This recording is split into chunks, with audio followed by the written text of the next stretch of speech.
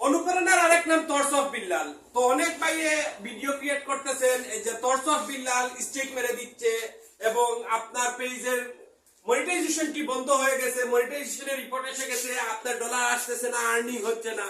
তো এ বিষয়ে অনেকে ভিডিও করতেছে। আসলে টর্চ অফ বিল্লাল একটি ভিডিও করতে তার কি পরিমাণ পরিশ্রম করতে হয় সেটি একমাত্র তার ভিডিওর দিকে তাকালেই বোঝা যায়, এবং টর্চ অফ বিল্লাল এবং টর্চ অফ বিল্লালের ক্যামেরাম্যান জানে।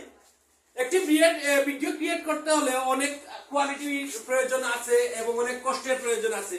তার সেই ভিডিওটি ডাউনলোড করে তুমি তোমার পেজে, তুমি তোমার প্রোফাইলে ছেড়ে দিলে, আর টর্চ অফ বিল্লাল এত মানব দরদি হয়ে গেল সেটি সে নীরবে বসে থাকলো।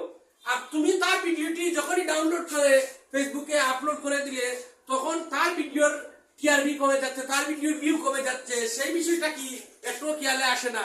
তুমি আলার হুলা চুরর সুদা চুরি করে দিয়া কাম লইলাই হিটে হইলে ঠিক আছে, আর তার ভিডিও দিয়ে তুমি ভিউ কামাইলাই, তুমি রিচ বাড়াইলাই, তুমি ডলার কামাইলাই, হে ভিডিও করলে কি লাগে, মুখ দেখার লাগেনি।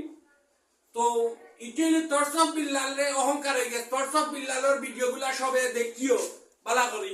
অনেকে কইরা টর্চ অফ বিল্লালের ভিডিও করিয়া টিআরপি কামাইলাই। যে পরিশ্রম করা জানে, যে কাজ জানে, তার ভিডিও এমনিতেই তারে টিআরপি বাড়ানি লাগে না, তার ভিউ বাড়ানি লাগে না, হে তার ভিডিও এমনি ট্রেন্ডিং চলে। তো অবশ্যই যেনটাই তার আর হুশ করায় হুসে বুদ্ধিও করিও, কারণ বালা মানুষের অবশ্যই বালা হওয়ার সকলের অধিকার আছে এবং বাদ মানুষের অবশ্যই বাদ করায়। চুরি করলে চুর হওয়ার তার রাইট আছে।